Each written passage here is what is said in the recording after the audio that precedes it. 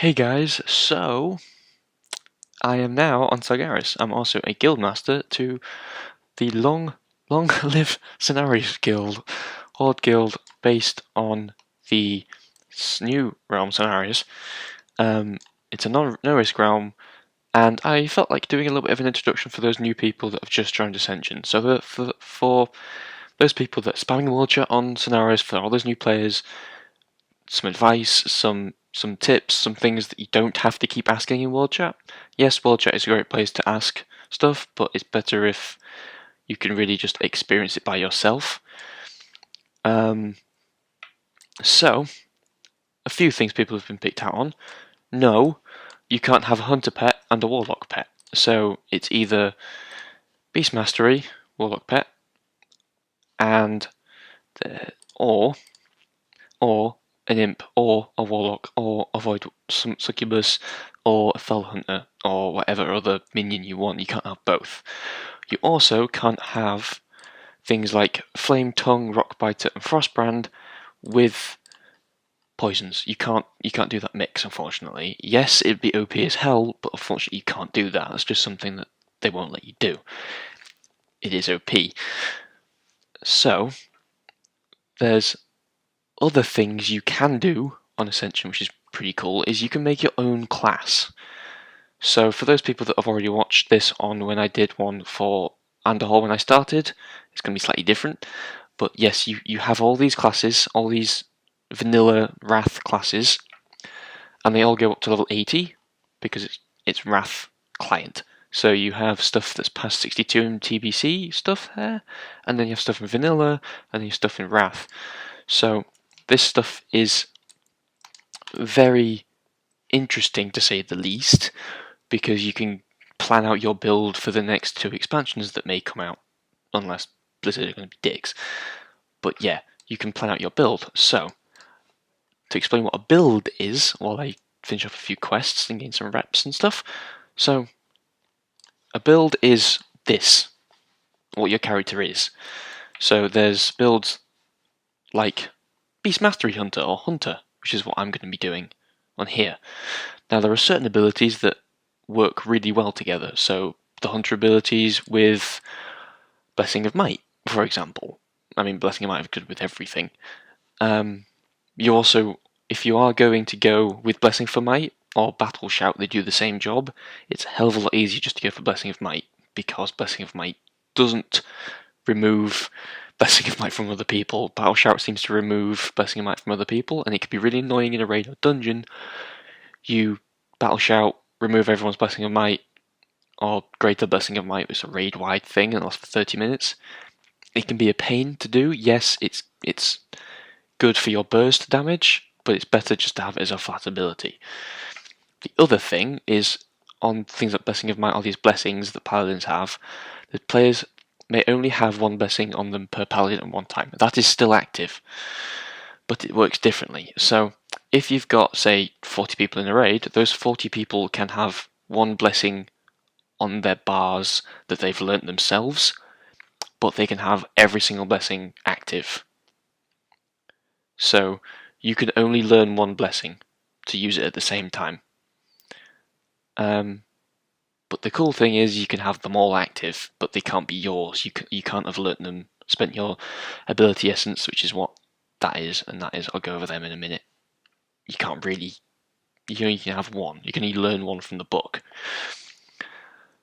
And they, after the new enchant overhaul, which a lot of people in Scenarios won't experience, the old one, the new one involves these things. So, when you log in now with the new leveling overhaul, there's tons of overhauls, there's these things called ability essence, talent purges, and ability purges. Now, purges completely reset everything, so it's like a respec, right? An ability removes all abilities, and the talent one removes all talents that you've learned. So if I click that, I'd unlearn the pets, the arcane shot, and the serpent sting, which is these two here. That comes standard. There used to be more, but unfortunately they got rid of them, because now at level 1 you gain 9 ability essence to learn all the abilities up to level 10, and then you start learning talents and abilities per level, and you gain 1 ability essence and 1 talent essence. So after that, now get into the little bit of the RE. So the RE, I'll do a better video for those people that play on Andorhal and Sargeras. But the new REs are essentially these little enchants you can get on gear. I don't have any currently on this guy, because they don't drop on anything more than, they only really drop on greens and above. But you can't roll on any that are green and below. So you can get them on green, but you can't take them off and you can't roll on them. You can only re-roll and take them off and extract them from blues and epics and obviously legendaries, but you wouldn't do it to a legendary. So part of that comes with the extract. So the extract one, it allows you to extract the REs, the enchants, the little green text you get on your character. So if you do that, you get between the around the below the stats and around the durability it requires and requires level thing, you get a little green text, and that's when you've got an RE. You can extract that from anything blue or above using the extract currency. Now you get the rune currency, which allows you to roll enchants on gear, blue and above. So that's rare and epic. You get to roll on them, but to get the extract, you have to roll a certain amount to level up. I'll show you the UI in a minute.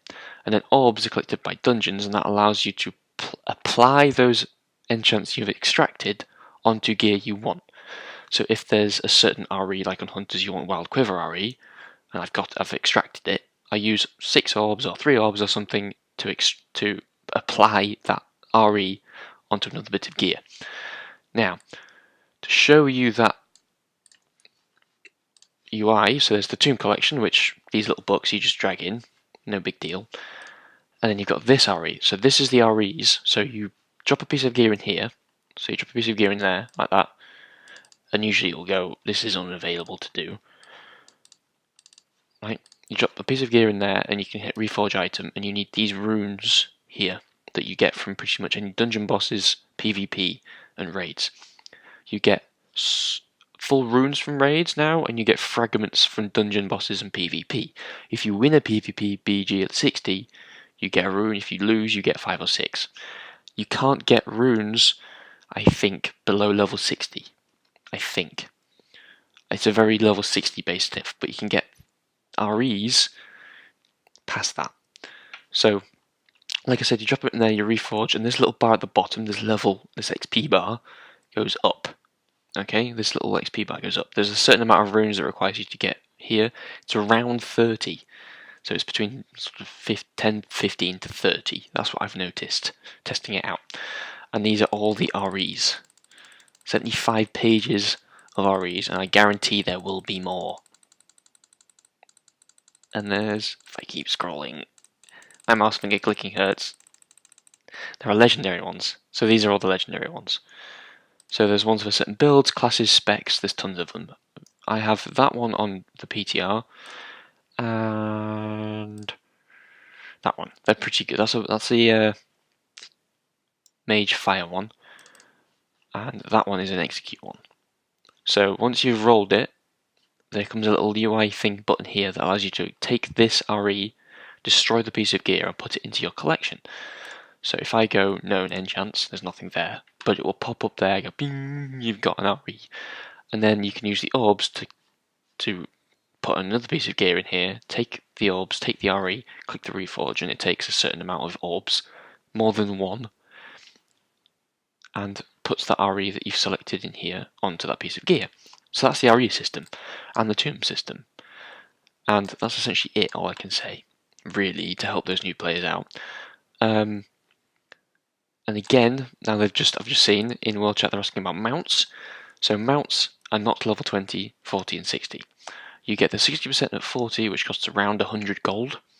And then you can get the 100% mount at 60, which is around 1,000 gold.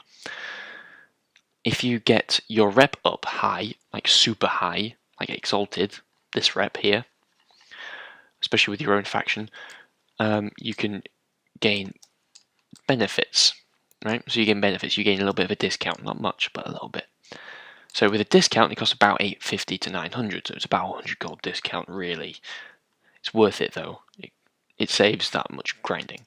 Now, a good way to do it is grinding, but if you haven't got the time, the best way is dungeons and raids and selling gear and farming for gears, REs, putting things in auction houses, getting resources. On Scenarios, it's going to be such a big benefit with having all those resources. But yeah, apart from that, she's in my guild. Anyway, right. So after going over that, I think that's it. So that's all I can talk about. So yeah, I'll get leveling, and you may see this guy more. You may not. I've just finished a stream a few hours ago, and I've not really done much since. But yeah, I'll talk about that later. But anyway, guys, thanks for watching. Remember to hit like, subscribe, share, and I'll see you in another video.